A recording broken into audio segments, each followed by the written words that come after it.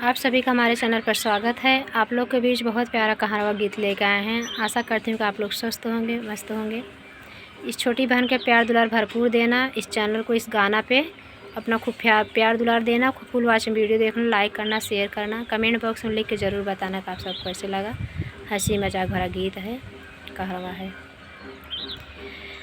ऊपरा बिजुलिया नीचवा गलिया न हो, नीचवा गलिया न हो, कैसे झारी घर अंगनवा।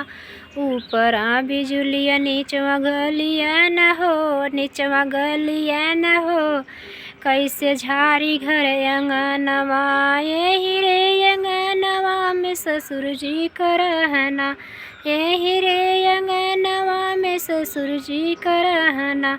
घूंघटा कढ़त दिनवा बीते हो, दिनवा बीते हो, कैसे झारी घर अंगनवा। घूंघटा कढ़त दिनवा बीते हो, दिनवा बीते हो, कैसे झारी घर अंगनवा। या बीच ऊपरा बिजुलिया नीचवा गलिया न हो, नीचवा गलिया न हो, कैसे झारी घर अंगनवा।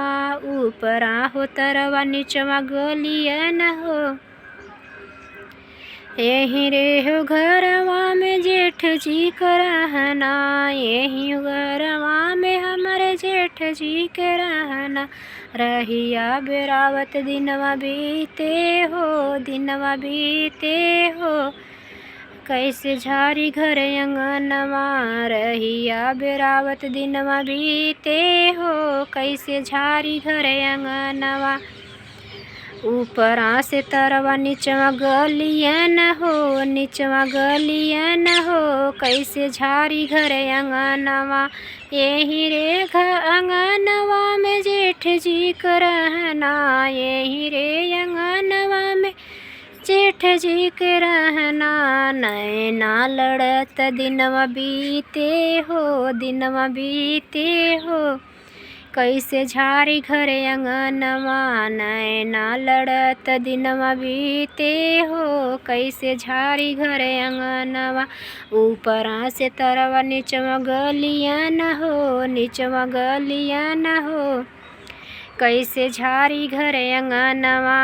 ऊपरा से तरवा नीचवा गलिया न हो, कैसे झारी घर अंगनवा। आप सभी धन्यवाद। फुल वॉच वीडियो ने देख लेवा कर भैया। हमारा कमेंट करके और लाइक करके बतावा करें कैसे है गानवा। अच्छा ना गायित का भैया कमेंट में ज़रूर लेके बताएं। थोड़ा प्यार दुलार भरपूर इस छोटी बहन को भी दे दिए, जैसे सबको दे रहे हैं वैसे हमको भी दे दीजिए करे भैया। आप सभी के धन्यवाद। थोड़ा वीडियो ना खूब मन लगाई देखा करें भैया। धन्यवाद।